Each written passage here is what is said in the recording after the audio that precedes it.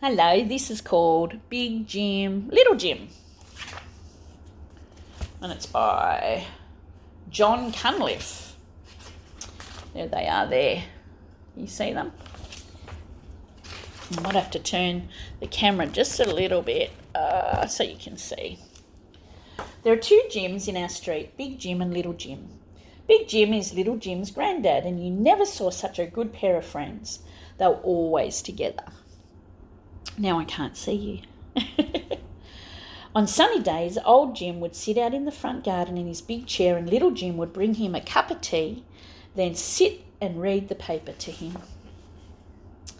On wet days, they would be in the back where the big railway layout was, running goods trains and passenger trains, shunting trucks or building new lines. The time flew by.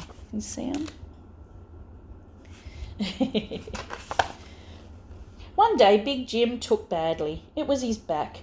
Oh, how it hurt him. He didn't want to hear what was in the paper. He didn't even want to run the trains. How sad Little Jim was to see his granddad so poorly.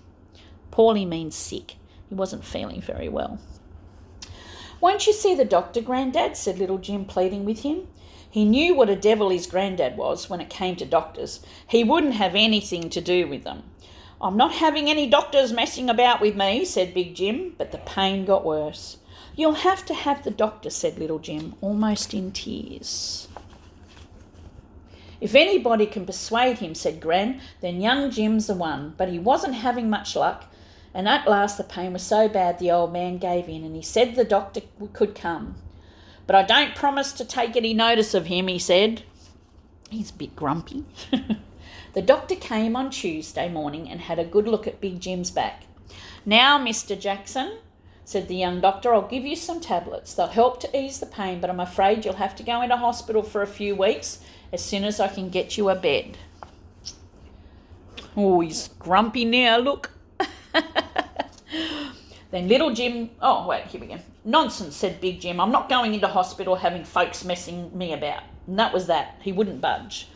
Then Little Jim took badly. He had a pain in his side. My goodness, it did hurt. Oh, he was really sore. The doctor came on Friday morning and he said, now, young man, here's something to stop it hurting, but I'm afraid you're going to need an operation to get it better. You'll have to miss football for a few weeks. Oh, no, not football. And what do you think Little Jim said? I'm not going in any hospital, just like his granddad. His mum said, now then, our Jim. But he wouldn't budge. He refused to go. Oh, because his grandpa refused to go. Just tell him, said Gran. Oh, wait, what's this? What do you think? Just tell him, said Gran. There'll be a fuss, said Mum. I don't want a fuss. Then Gran had a brilliant idea. Leave it to me, she said. Oh, there's the Gran. Can you see the Gran? So the Gran's got a plan. She put her coat on and went up the street to see Little Jim.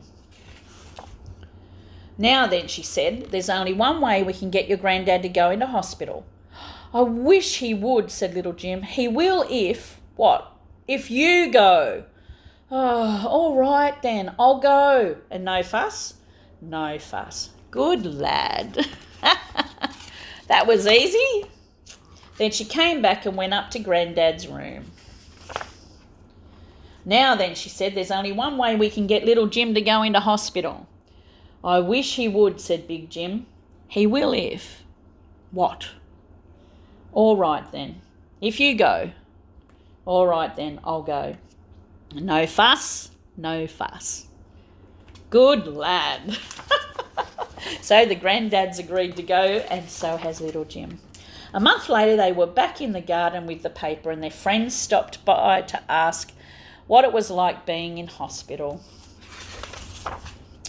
It was great, said Little Jim, and it's grand to feel so much better, said Big Jim. I'm glad we went. All that fuss. Oh, dear. Then Little Jim read him the football page. I'll talk to you soon. Bye.